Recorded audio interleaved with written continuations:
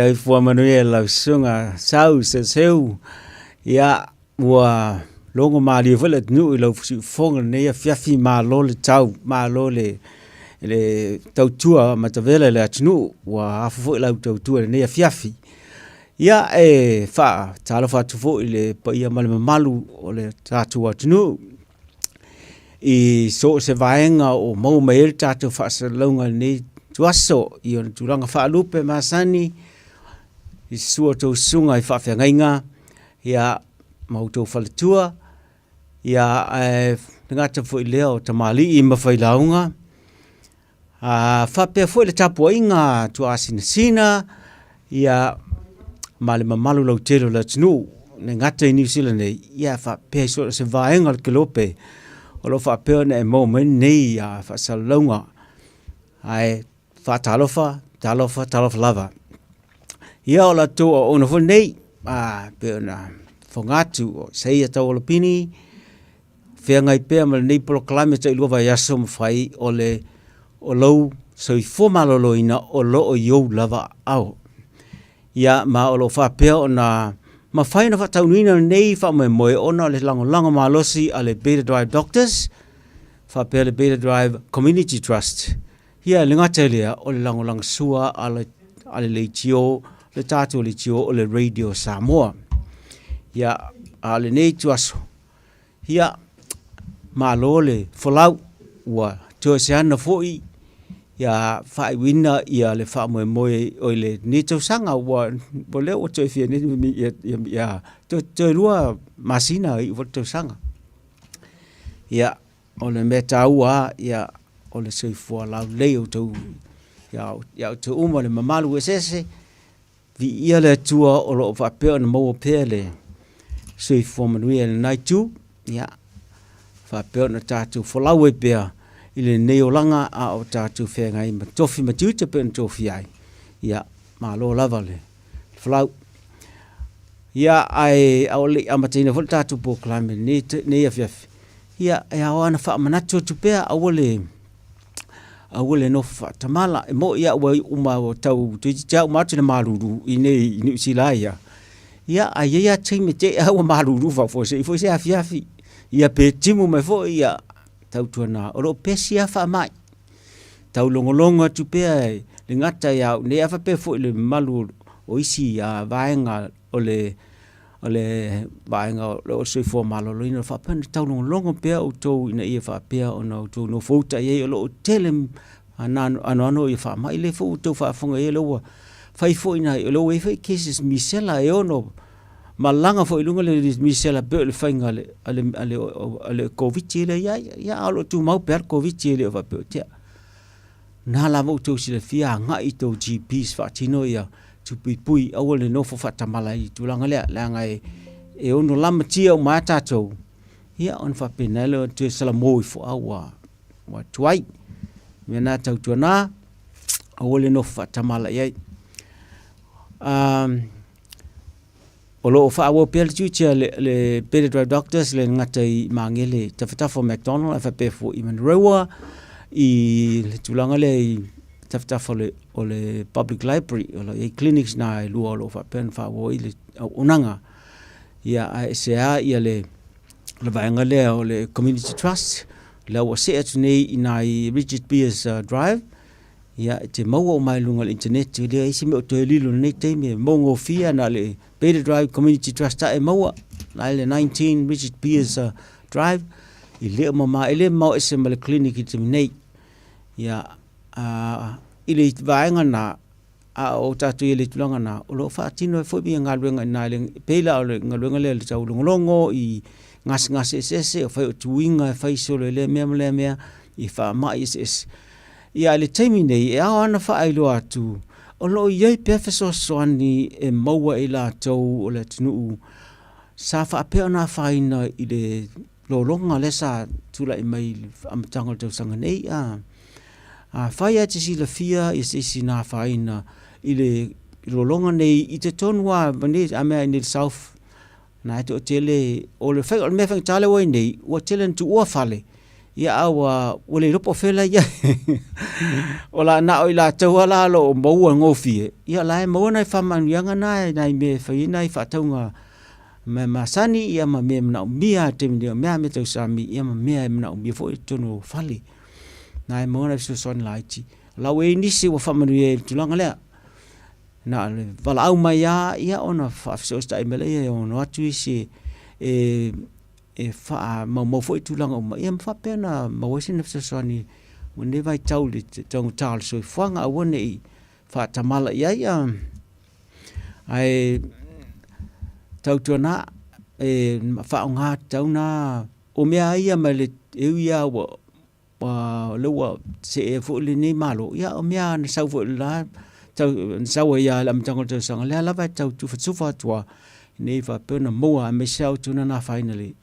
ile fa mai ile longa ya na mo na so sana mo tau ai o lo fai exercise ina le mena ile exercise ma to ina le BS Richard Beers if I so luma msala uma fo exercise ne fiaf te wala au ta langa file booking ina ifa pe ona nga fa tapula ia le numero tanga te mfaina ofitu no fale mena fa pena ona fa tapula foi te mato te se tu ainga ngasa mesia I vanga foi la to lo ngasa tu mau o le ma faina mai clinic ia e ma faina mato se te va ai ma fai tu lang o mai it's the wise o ye foi advancement in inicio o le malula tunu sa mato felo ye tu langa fa pena ia lo mau se soni e fa pena batu ile lungo ne foi au nanga so sonia tue au tu me lo tu lai mai ai o tato clinics o lo fa wo pe tato clinics ia ngas masania tu na e atu e fai tato mask langa e pesia fa mai a mesa tu tonu o me vai mai langa es ngas ni te o la tu se mai tasi e lo se mai o tele ni mai telo moi le la no fota e fai pe tato mask fa masani fai mask ai aro foi ni metum se fa ngata to mask ole ile te le anga pe matanga le fai na me mask wa ile le pui lo tong ftia fa masan yai ina fa pena pui ta to sa ili so GP o la ava no GP ma tu e fai no yai ile le ya so se GP lava ile le le stala mo ia na vai le vas mo le masina so ai asala na te alu loa ia fai esa bookings ia la tule fai mau sia ki tonu fai e pa ua e fola tau tamina e pa ua la tule na wa le se metongi te me felistal al temile te la tuai temila na tongi lo fai lo po me vas mo na pa ula vainga ia na fa solo lo vainga oi me tau noi o la encourage ale fai appointments langa matolia te lo foto te lo istanga talamna o nifso yo mela na e alu ele leina o first come first serve ma tumo ya le asam les a fa yela ngas ia e fengo fena mo sa booking ale ole fautuanga a fa te ngas nei ia vaven sa iso so of no le aso so o le taiawa ele fa tumla I ele tu tumu foi appointments na naso ole taiawa ma wai of no o le tu naso mena o le fingo fiele ile tsungata ai vai a fa pea o tinga ina ma vai o stulanga mata utia a o te no fa o le musai alu sa o le ED le o po fe level fal mai na la chat ya o alu fa nga o nga na fa pea na ya mal pui ai o ne ne ya ese me on tulai mai ai tau tu na o tau longo tua ni fa pea on ta mal pui a me se ne fo wo ma nei ya mani vai te wo fa solo fo na ma fana de tau no fo tai langa e wi na ma fana ya te tunele ele solai le mai a tilen tele singa se tu mai on dato mata pu ne fia fu mana tu le a se so all dato mata pu le fai tal wai a tun tu mana tua talwe nei sa utala no tu langa le ile fa ngase le o le bronchial asthma ia po le sela ta fa fengo fia ya ta to le sela bronchial asthma ia na utu o se ngase e sau le laingo le toto ia tu sa pele se pele se la atu na tele lo ala ai wo yai mena e tele titi mai mfa pe na mau ngo fia i o tu langa le ngase ole sela ole sela la tu ngasela la le e ia tai mi oso a oso ne a mtu alanga a tu aina fa se fainga ia a mea pamu mena fa nga ta ta reversal nei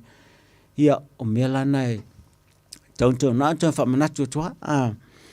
ai mo manatu e te taula on ta ta wo te lo isi me e fa falling me ole sela a me se ngase tau le ala manava na te fa manatu ia le va inga fo le i o to na mata le YouTube ma le Facebook ya sa tang ai jata na fa ngofi fa malam lama si tala fa yet to e fa manatu ai ia le ala manava ta tau e amata mai lunga le isu ma le fonga nga e to le ilalo ile le vaenga na pe se paipa fo le sau mai le nai fa i le mama ia tofru mama ma le manga le paipa le e fa pe ona watu le tonu mama ia ma vai lo i tamai paipa laiti ia ala mana valaiti na ia ma watu lo i tanga e laiti nei te tonu na e afa tasili le mama le si tu ma le si tu ia ai pui a toa e le fata i ivias aso maso na ia ia tafa malunga ia ala loifo e pui mai le maso tele ia na ia e ta wal diaphragm ia o le maso fo na e nga o le maso tele na mo le manava ia ma tau o le vaenga le tino lo ngafa ma le fa mai no le ea ina ea fa pena ese mai le ea o le kasa ona le mau mai vaenga se cellular tino tau le carbon dioxide e tau na ese martino ma il mama e sau ye mai le toto enough ave ese ia ai miti ia toi lo male oxene e mana miel tino ina lo te oxene e ma lo te lo vaenga mana miel tino me dale na fa manatu tulanga na ala tatu va ilo lesi ma ile fa folinga mai al sela fa solo tu e pele ngas mo la le ta ole bronchiolitis ta ole bronchiolitis tu sa o se sela ta tele a me se ala ta miti i te mi fo e fulu wai ia o ngas na e mo pe ona fa ta tele i fa na laiti e fulu loa i ente ale ta flesu ma on pe o tu i le mama e telen ma fu i mo virus e se asan pa bacteria ma ai le fa pe ta tawala na va vena vai e wa na fo ma ile na silvia pe se me o ye se bacteria ia ona mana biele le fa o vai tui fai me na ia ele angalo fo e putusa e fula ia me na o wala mana valaiti nei tonu mama ia ma fa pena no feng tana mana ia melana e fai ma va fai nei te mai chile time a mai sa pa furua fai ngo fiela na will no fo no oni fata malai langa e ono le anga tele ma o 20 langa ta tia mo tama titi ia pe fo linga mai o se mai sela ai le ai o le bronchiolitis la sa na mea na o ala mana va laitina ua fula wo o ia tamalenga ia o virusi ia ma fa pena no fula ia e te amalia pa wa tela pe nuanga al Panadol ia manai mea na o isi vai la na antihistamine se fa ngai va te fo mai e fengo fiante te amalia se va na la o masalomia lo ua ini i bacteria ia ona fa ngal fo leo o fo la tui ia ona tatou se atlei lesi fo la ngas stai fo ringa fa sela ia ole fa mai la le te tele tanga tamat tua pela tamat ta a fa pu fa palang le COPD ole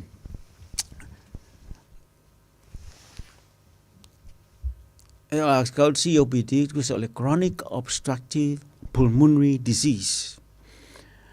Ta fasa mo ina la le fa ngas.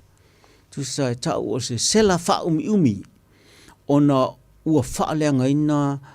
le mama le alama nava ia mala toto o mama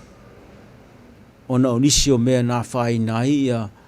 ia va mama fa mesia ai meio a mesia tulanga le ai mo le skeleti mo asu SS o mea nai a fai nai la tangata o talavou po fa solen matua foi ia a fai la la te malo si te mine a fa solen matua ia a oleanga vaenga na tino i te tonu i naitanga nai te tonu ia mama ala mana vane te oleanga se tulang wale leanga tu mau ia na mawale mena pe ia o te sela pe wo mo se asma ai le asma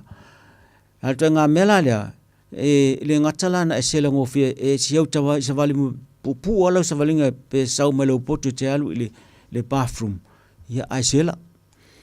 ia po la vasinga o me fai ai sela vasen te nei sa o te se tasio tama sa fa pe sele fa mo loto fo ia tulang fa pe pa o ia mai ele fa pe me fa into fo itu o fa le ngaina ia vaenga ia wai lua to inga mai na tu fa tasi tono le tau fa tasinga na o le mai o me tau bronchitis pole chronic bronchitis ko ba full ya la ia tu mau la tana full le ia ailenga tele ia o leanga la na ia tonu tama itanga na ia tau emphysema lua la vaenga na o tu fa tasi ia fa pena na selango fie mela le tau tuana ai le Lou Soifua te mine a mea lava le skeleti mo leo tangata mo foi a langa fa la e tiri loa pe e te fai nei pe matua fa to ai loa fo ia o tu ai bo le se metum fai na fa tua to ia o lo foi tu sabe ta tele pe tele ro ai mi ti ia lava le ta vale ma o isi ma wasu ina ia au tafa ia fai na ia mama mena no fouta one fata mala tulanga na i ngasini langa fo ali mai awa matua ia piano fatu o al tau tala se lai sinta mai sa vale titi sa vale me se fa molot ia fa to le marsia mai lunga la to lava le tonga siama ia fainga tatele matua i o tulanga onisi lava o niti ngata olo whaia la to alarm fo ngai mo le ambulance ona dangerous kele maua loa whengi tā tuai whala mai ia o ai tulanga matu ia mea la le a whaifa wai o ia awan whatamala le wa ainga lau fo mai te tau wana vai lau fo mai ia whapena ona wa ai o si tulanga wavala lata fo ile ia au alamane i motu sia whala au tau neini wa o whatasi baisi ngase pio le suka ma tutu marungu mesi mena ia ese le whaingta ia no fo tai tulanga na il whamai lea o le sela wha umi ona ua whaalenga ina le mama hala manava mala tutu o le mama lava whapalangi o le chronic obstructive pulmonary disease po le COPD ia ona tato si atula ia le tulanga masani leo tato whaafonga so iai o le pneumonia po le pneumonia ia o le pneumonia ia whaasamo ina le tulanga lea ia ana auto si la fia o le tulanga lea ua fula ia tamai tanga la ia tamai tanga ia te tonu o lo mama tasi a le tanga nai tonu tele o tamai ia nai tonu tanga e nei tunu o mena watu siama ma no foi maolai ia ona fa pena ila ia ona mafo mai ia le pneumonia ia tulanga le masania ia fa pena fo ele ngatala na tale awa sela fo pe fo linga te mai sela ia ai o mai fatasi do mal fever sau mal fatale ia wa filong ia this time ia ma fa pena ale vavena fai ia tupo fa la nisia nau ta fi so oi fa mai le tulanga wa le anga fo le mo so fa mai nei pe no ale anga so oi fa mai le ia o le mele mai le tato tal no a tu lu ma tu ta o COPD matua lo fa au le anga te la mama so fa fonga so e lisi fa pe ua double pneumonia ka double pneumonia lo no winga ua le anga mama lua wa mfana le anga na mama tasi e lilis ia pe na se vaenga fo mama tasi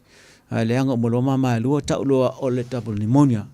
ia fa is dangerous girl na mea ia ale vavenga fa ia tui ma mea na fa e tong fiti ia wa fa ina va ver soifua mea na tau na no fo te langa e a fa ina lo ma na va ina pele te sela le ai o le pneumonia mea na wa va ai ia ona tato se etla ia le si tulang non fale e fo tato va ai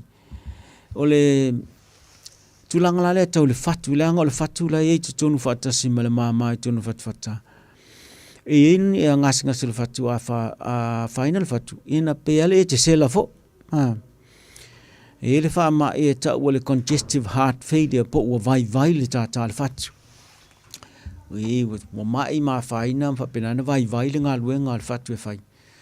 ia a vai la le fatu lo knowing wa le ma faina fa ta mil toto le me ta na le ona to ango fie le vai I vai nga se soltino ai me se la o le mama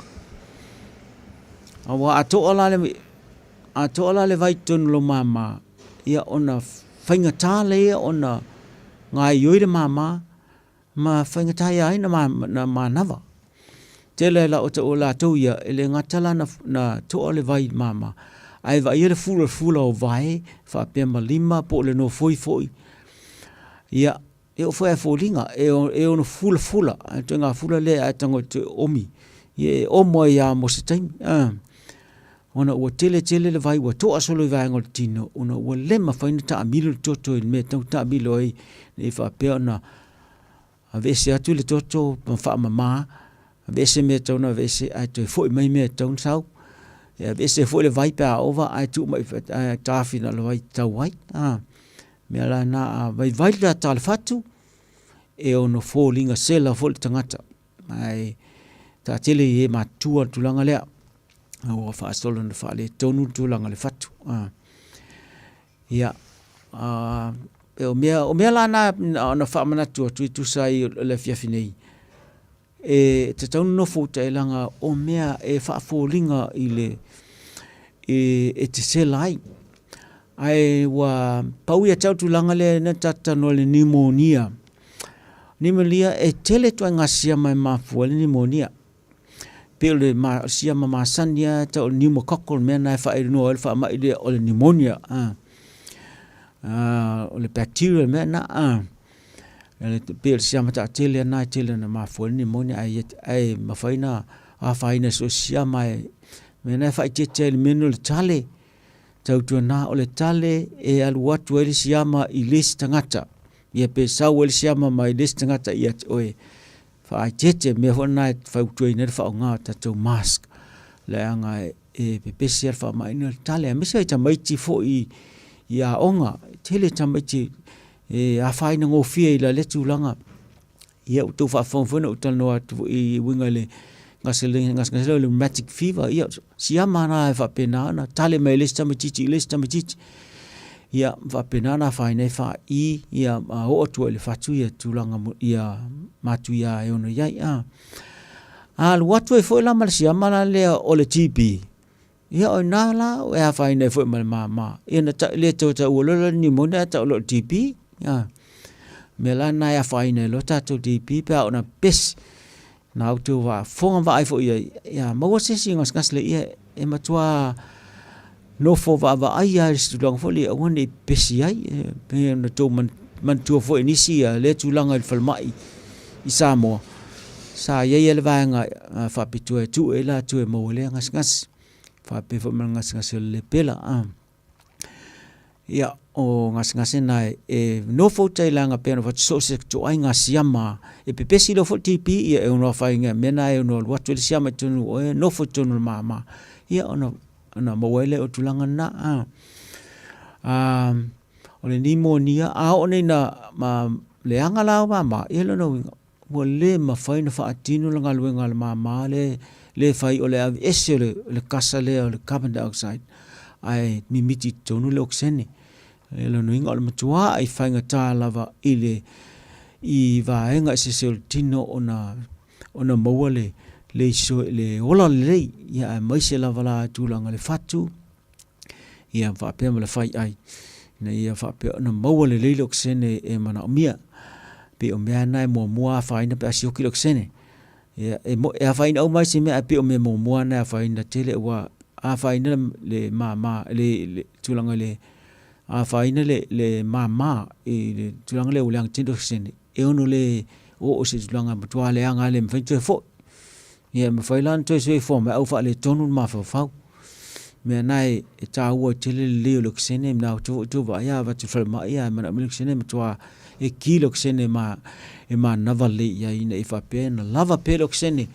i te tonu o le toto e whawhanga ai vaenga e se tino mai tā ua tele ia nofo sau e sila fia le tūlanga le i le ala ma nava le ia puia le lei mai ngase e se pe ona uta ua ma le tele au isi ngase sa yele manatu a isi afefini ile taimine te lau pa ia fo tūlanga nea lesi ngase o fas tele na tupu tele fo i tunu lava le vaenga o le ala ma nava tūlanga le kanesa o le mama ia ma le kanesa o le fa i ma te le kanesa o la le mama ua so ona whaatupala ia mo sales leanga i tonu le mama ia ma whaapena e lona pe ala o isi kanesa o ma i le no fo ina e matua i whea lua i whea e le toto ia ma whaina o ma ia ia a o le tama fo ina o sikaleti e le anga tele mol menei ia o maitawina tasi na mea le ia ma le tele mau pollution o nei ia ma radiation me whapena o mea umana e le anga i tele mo kanesa le ngata mama o vaenga se esia ta ua fo le tulanga le wha i tasi na vaenga ua wha asolan ta tele fo tasi na ngasi o le ala mana va e ono a final soifua kanesa ia e mafua mai wha isia ma whea vea ino fo ina ia ma whaatupula ia leol la final soifua ia o le a whapesi whaisi tati ngā tātou malo longa ia sao ni mesa ofisili tau te wha o lesi awhaitula ai mantua tātou prokla tātou awhiawhinei o le tau tanoa i ngase pei o le sela le awhi le awhase me o epa e awhisili me fo i le sela pian tātou e li lua vasta luai ai mena le mnatu e wha manino atili isi ngase pei umala o le sela o na fōlinga ia tātou fo mai ena whaile o tātou awhisili